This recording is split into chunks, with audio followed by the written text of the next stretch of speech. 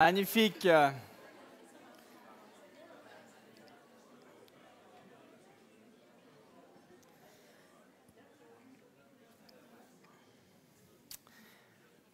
Alors aujourd'hui, le message va faire lien avec ce qui va se passer tout à l'heure, évidemment. Mais je pense que vous n'allez pas tout de suite voir le lien, mais ça va arriver. Mais j'ai envie de commencer avec cette question. Est-ce que vous n'êtes pas parfois un peu fatigué de toutes les conditions auxquelles nous devons souscrire pour, exemple, consulter une page Internet, s'inscrire au camp de l'Escale, inscrire votre enfant à un camp quelconque, réserver vos vacances, juste acheter quelque chose, un produit sur Internet, pas en Chine bien entendu, mais sur Internet. Et puis souvent pour obtenir quelque chose ou pour entrer dans un lieu, eh ben, on a aussi besoin de remplir à des conditions. Hein. Alors parfois c'est écrit en grand, puis ça pose moins de problèmes à beaucoup d'entre nous. Par exemple, ne pas fumer. Mais ne pas manger. J'en ai vu une série là. Vous allez voir. Voilà, ne pas manger, ne pas prendre de photos, avoir plus de 18 ans, avoir un certain niveau de formation. On peut avoir plein de choses, hein, pas jouer au ballon, pas de Natel, ça c'est bien. Et puis j'ai trouvé extraordinaire parce qu'il y avait même le dernier là, ne pas avoir de cœur. Je me suis dit, mais là c'est la mort, quoi. Hein. Donc toutes ces interdictions peuvent nous faire mourir. Mais c'est vrai qu'on a toujours des conditions pour tout, quoi. Et des fois, on ne sait même plus trop ce qu'on fait. Hein. Moi, j'accepte, je ne sais pas quoi j'accepte, mais j'aimerais aller au bout du truc, quoi. Voilà. Est-ce que ces conditions sont toujours nécessaires? C'est un peu la première question que j'aimerais vous poser.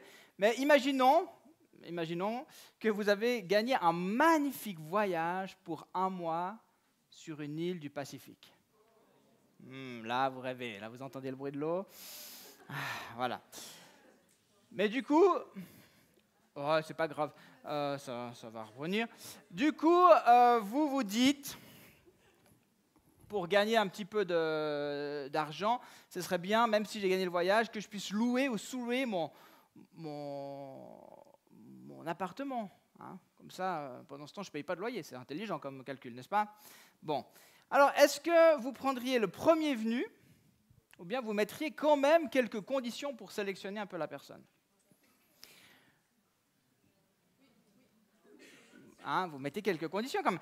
Est-ce que vous mettriez quelques règles à observer dans votre maison ou bien vous seriez du genre moi j'y vais, ciao, fais comme chez toi. Nous on a fait une fois cette expérience avec Damaris, on s'en souvient encore, je dois dire. C'était des gentils étudiants et puis quand on est revenu, il y avait plus de... Enfin voilà. J'avais écrit pendant le voyage, j'avais dit « Est-ce que tout va bien ?» « Oui, tout va bien. » Je reviens, la douche ne fonctionne plus, il y a un trou dans le carrelage parce qu'ils avaient bouché les écoulements, je retrouve des bouteilles de pète sous le canapé, enfin, c'était... Voilà. Donc on est arrivé le soir, on avait notre bébé, Jérémy était petit, on arrive à la maison, puis là, ma femme, elle craque, quoi, elle pleure, il y a déjà toutes les émotions, le voyage, le truc, t'arrives. Bon, on n'avait pas gagné 1 mois dans le Pacifique. Merci. C'est parfait comme ça. Voilà, donc on met quelques conditions. Et puis, à quelque part, ce que j'aimerais dire, c'est que c'est inévitable de mettre ces conditions. Si tu veux faire partie d'un groupe, encore un autre exemple, tu fais partie d'un groupe de vélo, ben, il y a quelques conditions. Il faudrait peut-être savoir faire du vélo. Idéalement, avoir un vélo hein, pour rayon JC, avoir peut-être une bonne condition physique. Et puis, peut-être même qu'il faudrait changer de vélo. Ils vont peut-être te dire, ben, ton vieux vélo de 30 ans, même si tu es attaché sentimentalement, il est trop lourd, puis le porte-bagages n'est pas nécessaire. Hein, par exemple. Donc, voilà, il y a des choses qu'on est obligé de faire. Alors, qu'en est-il de l'Église? Quelles conditions sont nécessaires pour faire partie de l'Église? Qu'en est-il d'une communauté comme celle-ci? En fait, on met quand même quelques conditions, mais le premier critère, c'est évidemment celui de la foi. Est-ce que tu crois en Jésus-Christ? Qu'est-ce que tu crois vraiment? Est-ce que tu crois la même chose que moi? C'est intéressant, est-ce que tu crois la même chose que moi? Et en fait, c'est des questions qu'on s'est posée depuis la naissance de l'Église. Depuis le 1er siècle, on a commencé à se poser ces questions. Les premiers chrétiens, les premiers évêques, responsables de communauté, ont dû se positionner puis se réfléchir à ces choses. Finalement, c'est quoi être chrétien? C'est quoi faire partie de la famille de Dieu, de l'Église, du peuple de Dieu? Et c'est ce qui s'était discuté dans des conciles. Vous avez déjà entendu quand même des conciles, un concile. Alors, par exemple, cette année, on fête le 1700e anniversaire du concile de Nicée. Donc, en 325, sous l'impulsion de l'empereur Constantin, il y a eu le concile de Nicée qui a réuni plus de 300 évêques. Puis, ce concile, il était important parce qu'il nous a donné justement notre confession de foi, la confession de foi qui nous est commune et qui est encore valable aujourd'hui. On parle du symbole des apôtres, sur lequel on est toujours d'accord entre nous, entre chrétiens d'origine différente, catholiques, orthodoxes, réformés, évangéliques. Et puis on lit parfois ce symbole des apôtres dans nos célébrations écuméniques. Nous croyons en un seul Dieu, le Père Tout-Puissant, créature du ciel et de la terre, l'univers visible et invisible. Je ne vais pas vous tout le dire, il est écrit en petit là, si jamais. Voilà. Mais la grande force de cette confession de foi est le fait de reconnaître que Jésus-Christ est de la même nature, de la même substance, homoousios, voilà dans le grec, la même substance que le Père. Et cela, c'est essentiel parce que aujourd'hui, ça veut dire que nous voyons pleinement Dieu, puis on est d'accord les uns avec les autres qu'on voit pleinement Dieu au travers de Jésus-Christ, le Fils. Puis c'est même Dieu lui-même, au travers de Jésus, qui vient nous sauver. D'accord? Donc c'est des choses qui sont importantes. Ces conciles ont décidé de choses importantes. Et puis au 1er siècle, il y a eu un autre concile, le premier concile. C'est le concile de Jérusalem. Et le premier débat, c'était sur l'intégration des nouveaux chrétiens. C'était ça la grande question, comment on va intégrer? Quels critères on va mettre à ces nouveaux convertis qui n'étaient pas des juifs, mais des païens? Puis là, ça posait quelques problèmes. Que fallait-il faire avec ceux-là? Puis en fait, aujourd'hui, il s'agit un peu de nous, quoi. Les païens, c'est nous. Je ne sais pas s'il y en a qui étaient juifs avant d'être convertis, juifs messianiques ici parmi nous. Mais non, la plupart, on est des païens. Donc, c'est avec cette question-là qu'en fait, est débattue et on trouve un peu le rapport, le petit condensé de ce concile dans Acte 15. Et on va le lire ensemble, on va lire les 20 premiers chapitres. Donc, ce concile, c'est la rencontre des responsables de l'église de Jérusalem et puis la rencontre des responsables de l'église d'Antioche. Et on va lire ça ensemble. Je lis dans la version Summer. Quelques hommes venus de Judée arrivèrent à Antioche. Donc là, ça vous donne un peu le contexte qui a donné ce concile. Ils enseignaient les frères en disant « Si vous ne vous faites pas circoncire comme Moïse l'a prescrit, vous ne pouvez pas être sauvés. » Il en résulta un conflit, évidemment, et de vives discussions avec Paul et Barnabas. Finalement, il fut décidé que Paul et Barnabas monteraient à Jérusalem avec quelques autres frères pour parler de ce problème avec les apôtres et les responsables de l'Église. L'Église pourvue à leur voyage, ils traversèrent la Phénicie et la Samarie, racontant comment les non-juifs se tournaient vers Dieu. Et tous les frères en eurent beaucoup de joie. Alors arrivés à Jérusalem, ils furent accueillis par l'Église, les apôtres et les responsables. Ils leur rapportèrent tout ce que Dieu avait fait avec eux. Mais quelques anciens membres du parti des pharisiens, qui étaient devenus des croyants, intervinrent pour soutenir qu'il fallait absolument circoncire les non-juifs et leur ordonner d'observer la loi de Moïse. Les apôtres et les responsables de l'Église se réunirent pour examiner la question. The Concile. Verset 7. Après une longue discussion, Pierre se leva et leur dit, donc quand ils disent longue discussion dans la Bible, c'est vraiment très long, d'accord? Mes frères, que vous le savez, il y a déjà longtemps que Dieu m'a choisi parmi vous pour que j'annonce la bonne nouvelle aux non-juifs, pour qu'ils l'entendent et deviennent croyants. Dieu, qui lit dans le secret des cœurs, a témoigné qu'il les acceptait en leur donnant lui-même le Saint-Esprit comme il l'avait fait pour nous.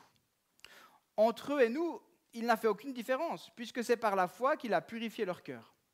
Pourquoi donc maintenant vouloir provoquer Dieu en imposant à ses disciples un joug que ni nos ancêtres ni nous n'avons jamais eu la force de porter? Non, voici au contraire que ce que nous croyons, c'est par la grâce du Seigneur Jésus que nous sommes sauvés, non nous juifs de la même manière qu'eux. Alors tout le monde se tut pour écouter Barnabas et Paul raconter les signes miraculeux et les prodiges que Dieu avait accomplis par eux parmi les païens. Voilà, verset 13. Quand ils eurent fini de parler, Jacques prit la parole et dit « Maintenant, mes frères, écoutez-moi. Simon vous a rappelé comment, dès le début, Dieu lui-même est intervenu pour se choisir parmi les non-juifs un peuple qui lui appartienne. Cela concorde avec les paroles des prophètes, puisqu'il a écrit « Après cela, dit le Seigneur, je reviendrai et je rebâtirai la maison de qui s'était effondrée, et j'en relèverai les ruines, je la redresserai. Alors le reste de l'humanité se tournera vers le Seigneur, oui, toutes les nations qui sont appelées à m'appartenir. Ainsi parle le Seigneur qui réalise ce qu'il a préparé de toute éternité. Voici donc ce que je propose, continua Jacques, ne créons pas de difficultés aux païens qui se convertissent à Dieu. Écrivons-leur simplement de ne pas manger de viande provenant des sacrifices offerts aux idoles, de se garder de toute inconduite sexuelle et de consommer ni viande d'animaux étouffés, ni sang. » Ce qui étaient des prescriptions vécues par tous ces juifs qui les entouraient. Et puis, s'ils ne respectaient pas ça, ça allait vraiment créer un conflit, ça allait vraiment choquer. Donc, il a dit, voilà, restreignons ces conditions à ces quelques points-là. Alors, lorsqu'un juif se convertissait, ce n'était pas un problème, parce qu'il avait le bon ADN. Il avait déjà tout un héritage spirituel. Il connaissait la Torah, il connaissait l'histoire, il fêtait les fêtes, il allait à la synagogue, il priait, il connaissait les lois, il savait qui était Moïse. Croire que Jésus est le Messie venait faire du sens et éclairer tout ce qu'un juif connaissait déjà. Mais lorsque les premiers païens se sont convertis, c'était tout autre chose. Un païen était pour les juifs une personne impure. Et puis quand même pour un juif converti, le Messie était quand même d'abord pour eux. Alors, comment maintenir des critères moraux hérités de la loi de Moïse s'il y a plus de chrétiens d'origine non juive que juive? C'est ça qui était en train de se passer. En fait, ils étaient dépassés. Il y avait tellement de conversions qu'ils réalisaient bien qu'à ce rythme-là, il y allait y avoir plus de chrétiens non juifs que de chrétiens juifs. Donc, comment on va faire? C'est ça la question. Nous, on a été circoncis pour montrer notre appartenance au peuple de Dieu. Ces païens convertis ne devraient-ils pas se faire circoncire aussi, finalement? Ça paraîtrait normal. Est-ce qu'ils ne devraient pas suivre les mêmes règles que nous? Des questions légitimes, quand tu te mets à leur place. Devenir chrétien pouvait leur sembler un peu trop facile. Enfin, je veux dire, nous, on a une histoire, on a hérité quelque chose. Et puis, eux, ils peuvent devenir chrétiens comme ça? Il y en a peut-être qui devaient se dire, un peu à la vaudoise, puis alors, tout fout le camp? Hein? Ce ne sera plus pareil. Ce ne sera plus pareil si ça continue comme ça. On va perdre quelque chose. Donc, quelles conditions fallait-il leur mettre? Les chrétiens d'origine juive devaient en fait leur ouvrir leur cœur, leur faire de la place. Et c'était difficile. C'était difficile. Et Simon-Pierre, qui s'exprime au verset 8, a dû, lui, le premier, se laisser toucher et convaincre. Au verset 8, il fait référence de son expérience dans la maison de Corneille. Il y est allé à la suite d'une vision, souvenez-vous, où Dieu lui avait demandé de manger des aliments impurs. Il avait vu une vision comme ça sur le toit de sa maison. Et puis Dieu lui avait dit à 2 reprises, « Ce que Dieu a déclaré pur, toi ne le considères pas comme impur. » Vous vous souvenez de cette vision que Pierre a eue? Et c'est sur ces paroles-là qu'il a pu entrer, qu'il est allé dans la maison de Corneille pour présenter l'évangile, pour prêcher.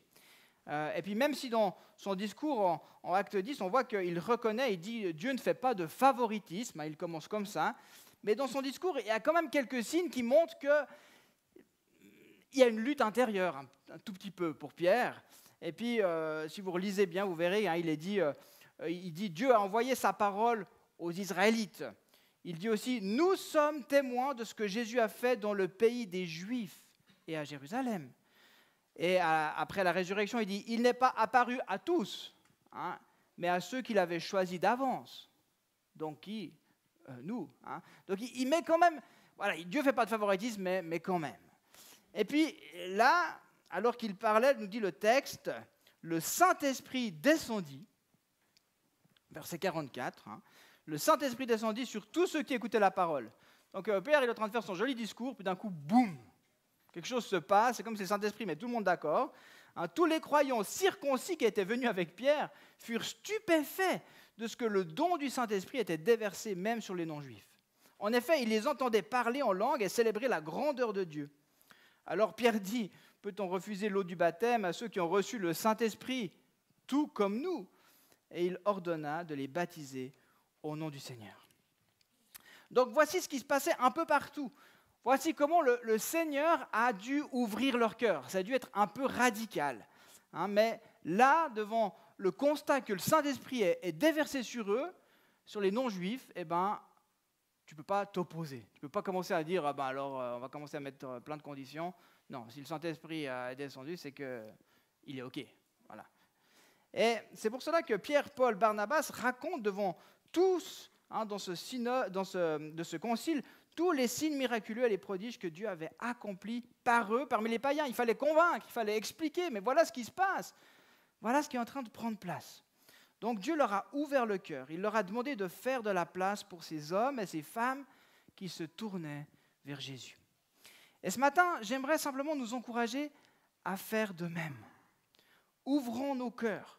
Faisons de la place. Saint-Esprit, ouvre nos cœurs. Montre-nous comment tu es en train d'agir.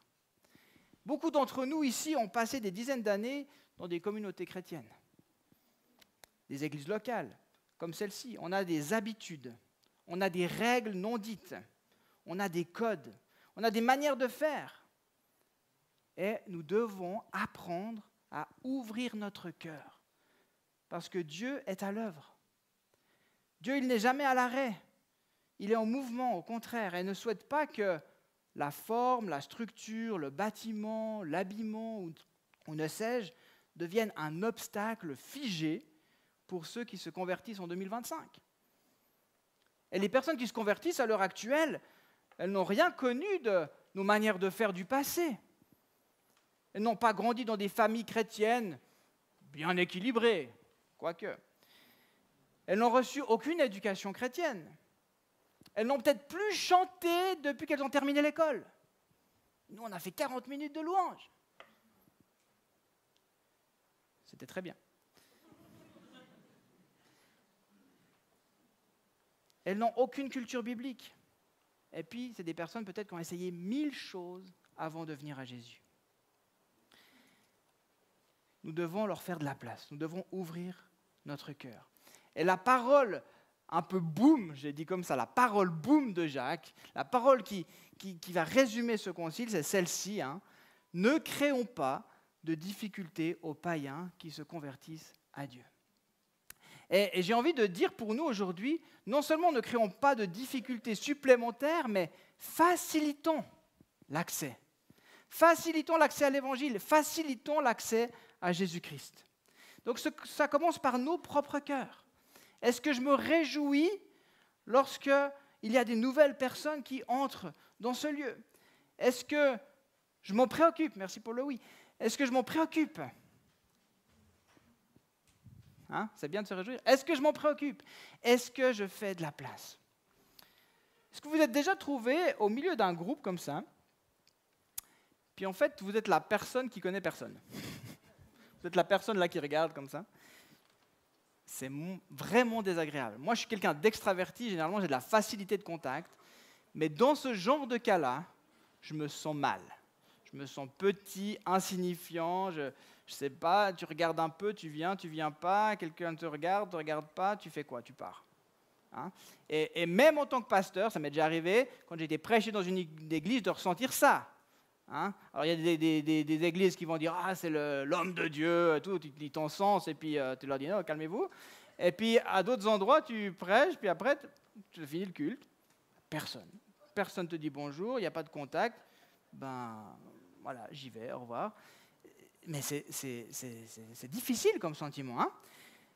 Donc, on se sent à l'aise lorsque quelqu'un nous ouvre son cœur. C'est comme si le cercle d'un coup s'élargit, puis dit « Hey, bienvenue, viens, T'appelles comment? On fait des présentations, ou bien peut-être que la personne te connaît. Ah, ben c'est Luc, moi je te présente au groupe et tout, on était en train de parler de ça, ha ha ha.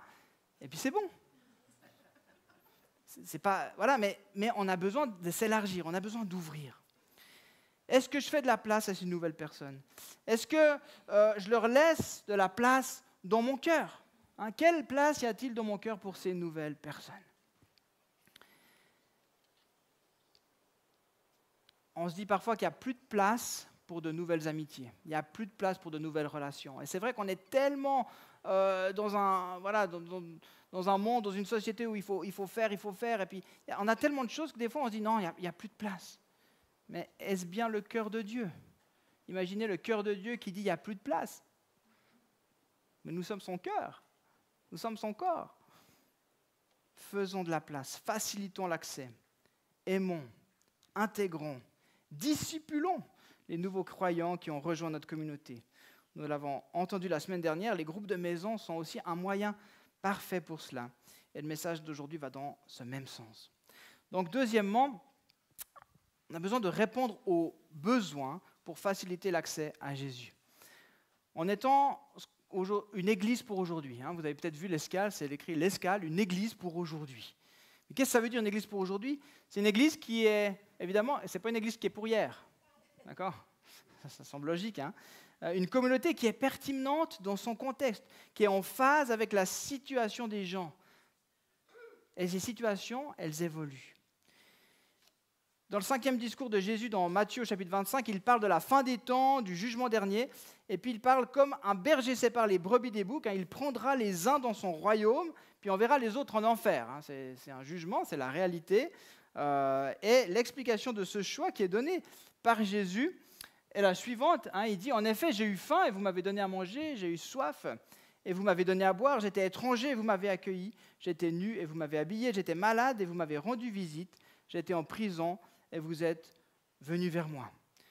Puis après, ils vont dire, mais quand avons-nous fait tout ça? Puis ils vont dire, mais quand vous l'avez fait au plus petit de mes frères.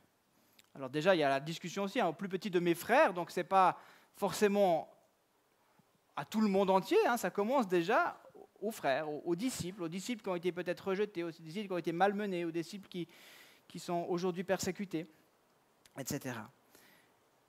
Mais la réalité, c'est que des gens n'ont pas assez à manger. Il y a des gens qui sont seuls. Il y a des gens qui ont besoin d'être accueillis. Il y en a qui ont besoin d'être vêtus. D'autres ont besoin d'enseignement sur Jésus, sur le couple, la famille, les médecines parallèles, par exemple, la sexualité, la gestion de l'argent. Il y a besoin d'enseignement. Mais si on ne parle pas de ces thèmes actuels, comment sauront-ils? Si on ne se préoccupe pas de leurs besoins physiques, matériels, comment pourront-ils saisir l'amour de Dieu? Comment pourraient-ils comprendre que la foi en Jésus n'est pas théorique, mais elle est concrète, elle est réelle, elle est vraie, elle est démontrée. Alors, c'est vrai, à l'Escale, on essaye de prendre en considération ces besoins en distribuant de la nourriture, par exemple.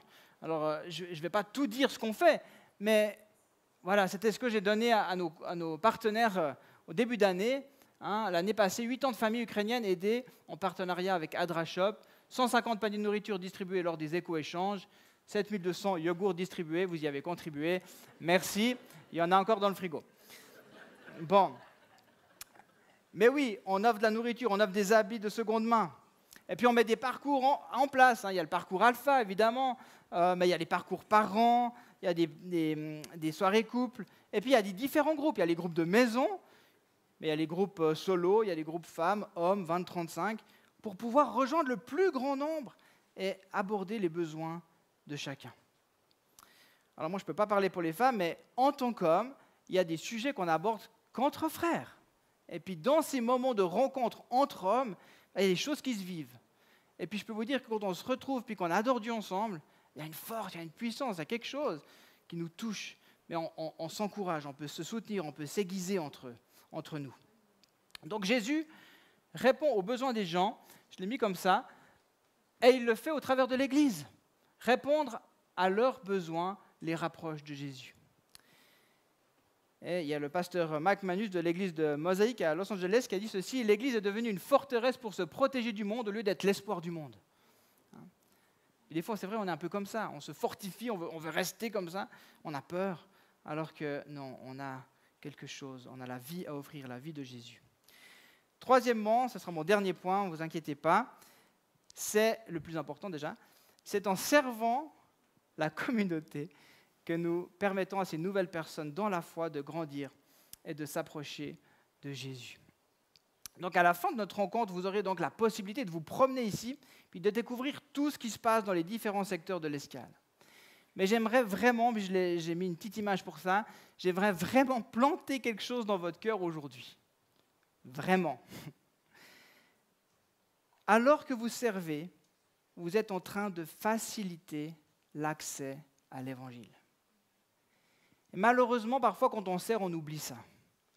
On trouve que c'est un peu fatigant quand même. Et puis que ouais, c'est un truc de plus. Puis qu'on nous en demande pas mal. Puis vous le savez, hein, des fois, moi, je me casse en quatre moi-même pour ne pas vous en demander trop. Parce que je sais que vous êtes des bénévoles. Mais ça devrait être une priorité et un privilège de servir. Et puis on ne veut pas mettre toute notre énergie pour l'interne. Mais des fois, c'est ce qu'on a l'impression si on oublie ça. En fait, ce que vous faites, vous êtes en train de faciliter l'accès à l'Évangile. Alors réfléchissez-y un petit peu. Par exemple, la personne qui projette les paroles des chants, elle nous permet à tous de vivre un temps d'adoration et de nous approcher de Jésus. Mais cette personne qui est nouvelle convertie, qui ne connaît pas les chants, qui arrive pour la première fois, comment elle fait s'il n'y a pas la projection? Elle ne sera peut-être pas à l'aise de chanter, mais au moins, elle aura les paroles. Elle va comprendre. Ah, c'est ça, ils ne savent pas tout par cœur. Et puis, ah, c'est ça, je peux m'y raccrocher. La personne qui fait la sono, elle nous permet de comprendre ce qui est dit. Elle permet d'entendre le message de la parole de Dieu. Puis de rendre le son agréable pour tous. Merci à eux. La personne au streaming, elle permet de diffuser la parole de Dieu à un plus grand nombre encore. Et puis, à ceux qui ne peuvent pas se déplacer, à ceux qui sont malades. Et puis, on a plusieurs, et on prie pour vous, qui nous regardez ce matin. Puis la personne qui décore, c'est magnifique, non? C'est beau. La personne qui décore, elle rend ses locaux industriels, gris, métalliques, en locaux chaleureux. Et elle communique par là, quoi? La beauté de Dieu, la vie de Dieu, sa joie. Et puis les moniteurs de l'enfance, qu'est-ce qu'ils font? Est-ce qu'ils font du gardiennage? Non. Non. Non, non, non. Ils rendent l'Évangile accessible aux enfants. Ils leur permettent de parler avec un langage qu'ils comprennent, avec un timing aussi qui leur convient. Hein? Parce que là, les enfants, ils feraient quoi? Ils tourneraient là en rond. Donc non, c'est ça. Mais bien sûr qu'ils permettent aussi aux parents de pouvoir écouter, de pouvoir vivre le culte paisiblement. Donc c'est clair. Donc vous voyez, tout ça, on pourrait en dire encore et encore, hein. Mais tout ça, leur rôle, leur fonction, enlève des difficultés aux nouveaux convertis, aux futurs nouveaux convertis et à chacun de nous. Donc ce n'est pas juste des services pour faire joli, ce n'est pas juste pour dire « Ah, regardez, on fait plein de choses » et puis non, il y a une vision, il y a un but, il y a un impact. Et nous sommes une grande église, je le disais à l'Assemblée générale, notre fichier d'adresse, vous n'avez pas l'impression là ce matin, hein, c'est plus de 600 personnes. Et c'est trop bien. Et on a la joie toutes les semaines d'accueillir des nouvelles personnes. Et si vous êtes nouveau ce matin, si vous êtes là pour la première fois, soyez les bienvenus. Vous êtes à la bonne place. Jésus aimerait vous parler. C'est trop bien. Mais le Seigneur a besoin de chacun de nous à son service pour rendre son message, son pardon, sa guérison, son salut accessible au plus grand nombre. Et ça, c'est le travail de l'Église. C'est le travail du corps de Christ. Une ou deux petites citations pour la route. Martin Luther King, je n'ai pas besoin de le présenter, j'espère. Tout le monde peut être important car tout le monde peut servir à quelque chose. Ah oui, c'est vrai. Hein, on est tous importants alors qu'on fait quelque chose. On peut tous faire quelque chose. Donc oui, on a besoin de votre aide à l'Escale, mais j'aimerais le redire, ce n'est pas pour faire fonctionner une machine. Hein, moi, j'ai horreur de ça, je ne vais pas faire fonctionner une machine. C'est pour toucher les gens, pour permettre aux uns et aux autres de rencontrer Jésus dans de bonnes conditions, de manière adaptée et pratique. Jean-Jacques nous posait une question assez osée la semaine dernière. Il a dit « À quoi cela sert de lire sa Bible, de prier pour que le royaume de Dieu grandisse et de ne rien faire, sinon de venir au culte et rapidement rentrer chez soi ?» Je suis sûr qu'il y en a qui ont relevé cette question. Il n'y va pas de main morte. Et puis il a répondu « Ça ne sert à rien. » En tout cas, ça ne sert pas à grand-chose. Parce que lire la Bible, ça sert toujours. Mais le Seigneur aimerait nous utiliser. Alors j'ai trouvé aussi une citation un petit peu trash, mais ça va encore. En réalité, beaucoup de gens qui fréquentent une communauté pensent que leur sacrifice et service se résument à leur semi-fidélité au culte du dimanche et à leur offrande occasionnelle. Bon, ça va, c'est pas moi qui l'ai dit, donc c'est un gentil pasteur américain pour moi. Mais évidemment, votre service est bien plus important que votre présence ici ce matin et votre généreux don. Votre service permet et permettra encore à des bébés spirituels de grandir en ayant accès à la parole, à Christ, à l'évangile incarné. Alors je conclus. Ne créons pas de difficultés aux païens qui se convertissent à Dieu. Au contraire, je ne sais pas si c'est très lisible, au contraire, aidons-les, facilitons le contact, l'accès à Christ en leur faisant de la place dans notre cœur, en répondant à leurs besoins et en servant la communauté de toutes sortes de manières. Puisque chacun de vous a reçu un don, mettez-le au service des autres. 1 Pierre 4,10, verset que vous avez aussi lu la semaine dernière. Alors concrètement, ce matin, je ne vais pas faire un appel, mais j'aimerais terminer ce culte dans quelques instants. Et la meilleure réponse que vous pouvez donner à ce message, c'est vraiment d'ouvrir vos cœurs. C'est vraiment d'aller à la rencontre. C'est vraiment de vous soucier les uns des autres. Parlez à ceux que vous ne connaissez pas. Intéressez-vous. Et intéressez-vous aux différents secteurs de notre communauté. Il y a plus qu'une centaine de bénévoles, mais c'est des proportions assez normales en fait. On dit qu'il y a 20 et 30% d'une communauté qui sert. Puis c'est un peu les proportions à l'escale. Ça paraît beaucoup. Mais face à tout ce qu'on peut encore vivre, et face à tous ces jeunes bébés spirituels qui arrivent, et tous ceux qui vont arriver, 20 ou 30% qui servent, ce n'est pas suffisant. Donc il y a une place pour chacun. Et j'aimerais vraiment le dire, il y a une place pour chacun. Et en fait, l'idée de ce temps après, vous allez prendre l'apéro, du coup ça va vous faciliter le contact, et on sait bien que tout se passe autour d'une bouteille de blanc. Et puis après, vous pouvez circuler dans ces secteurs. Et puis peut-être que vous pouvez vous dire, mais Seigneur, est-ce qu'il y a un endroit où tu m'attends? Est-ce qu'il y a un endroit pour moi? Est-ce qu'il y a un endroit où tu aimerais que je facilite l'accès à ton évangile? J'aimerais simplement terminer par la prière, et puis j'aimerais demander au Seigneur que nous soyons des facilitateurs, et que cette graine plantée ce matin puisse porter du fruit. Oui, Seigneur Jésus, merci parce que toi-même, tu es venu comme un serviteur. Tu as dit, le plus grand parmi vous, c'est celui qui sert. Et c'est l'exemple que tu nous as donné. Et Seigneur, on est heureux de pouvoir se mettre à ton service et de faciliter l'accès à qui tu es, à ta parole, à ton nom glorieux, à ton évangile, à tous ceux qui entrent dans ce lieu, à tous ceux qui entreront encore, à ceux qui ne sont pas dans ce lieu parce que ça va bien plus loin que nos 4 murs et heureusement.